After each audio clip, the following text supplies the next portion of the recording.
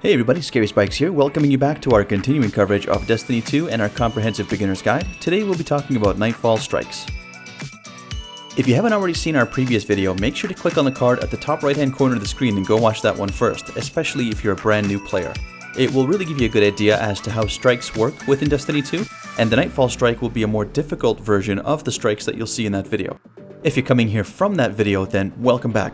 We'll be building a little bit more on the knowledge that you already have about regular strikes and figure out how you can make the most of Nightfall strikes to get better gear and level up even faster than before. Nightfall strikes come in 4 different flavors of difficulty. You have your Adept, your Hero, your Legend, and your Master difficulty, each with their respective minimum light level requirement. For the Adept difficulty, you'll need to be at least level 750 to attempt this, but the difficulty is rather low, as is the chance of getting really good quality loot. So you'll start to notice that things get a little bit spicier once you move to the hero level. What we see is that the difficulty is increased substantially with the presence of an additional modifier as well as 2 new enemy types, the Unstoppable and Barrier champions. Because of the spike in difficulty though, you'll notice that you do have much better chances at getting really high quality gear like exotics and other kinds of upgrade materials to drop. Moving to the Legend and the Master difficulties respectively see an exponential increase in difficulty, not just with tougher enemies, but more modifiers and of course, also a higher chance of getting exotic gear and different kinds of upgrade materials to drop. The further increase in difficulty stems from the fact that you'll need to find your own fire team. That's right, there's no matchmaking for these 2 modes, so you can't just hop in unless of course you've got the stones to do it solo and just clear everything out in a matter of a few minutes. You'll need to carefully select your equipment and your fire team to take on these hardest of challenges, but the rewards are very well worth it. One thing that you can do to increase the difficulty once you've gained quite a bit of good gear and you're looking for more of a challenge on the higher difficulty settings is by using a challenge card. The challenge card can be found currently on Titan. I'll go over that in just a moment. But once you have the challenge card, it can be found in your inventory and you can right click on it to access it. Now if you're a complete badass and you've slain everything in your way and you're just looking for the hardest challenge possible, then the challenge card is really the way to do it. This first button here allows you to change your effective light level based on a handicap that you set for yourself in a particular Nightfall strike.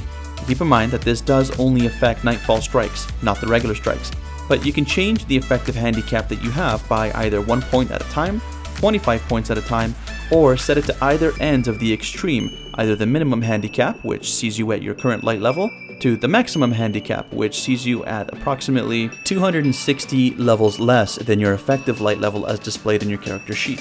As if that wasn't hard enough, you can also choose an elemental singe from Arc, Void, and Solar energy, and that will increase that particular element's damage overall in your Nightfall strike. You also have the opportunity to choose one of many different mods, up to 3 in total, to run in addition to the modifiers that are currently in place on your Nightfall strike run. So this, as you can probably guess, even further increases the difficulty and, in turn, your multiplier so that you can get a higher score. If you're after some particular triumph or emblem, you might want to play with these to suit your need, but the ones that I have selected here usually work for me since I'm a little bit more of a defensive player and I like to hang back with longer range weapons that do higher amounts of damage with lower reload speeds.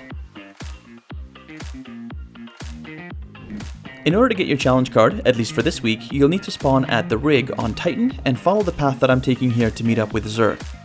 Zur is a traveling merchant that changes his location in the system with each week's reset, but like I said, today we can find him on the rig simply by following this path. You'll want to jump up on this elevated ledge here, turn right and follow the yellow line, jump up on top of this container, and then when we land down, we'll want to land on the catwalk and you'll see Zur just inside this little hidden room over here, and then you can go ahead and open up a conversation with him.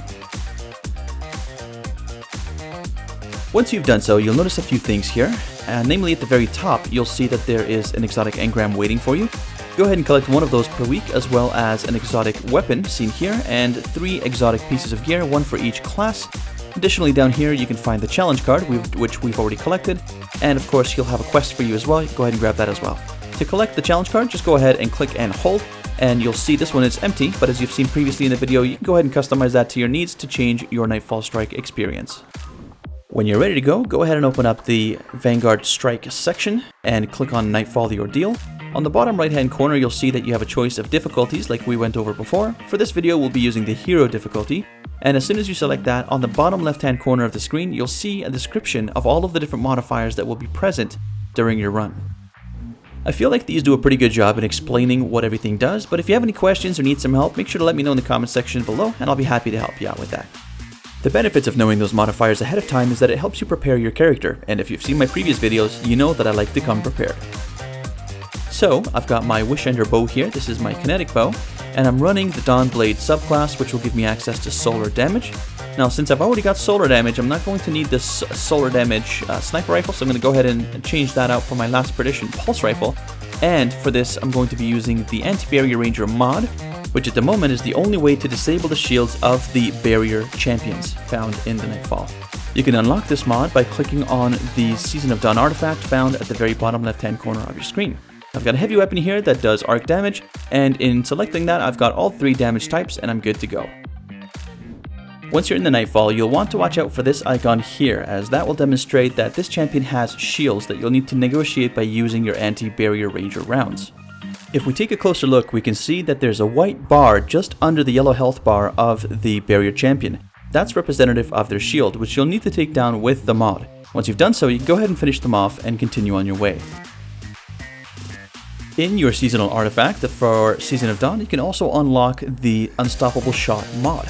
As you can imagine, this can help you deal with unstoppable champions, such as seen here with this icon to the right of their name, and they can be a pain in the ass to kill.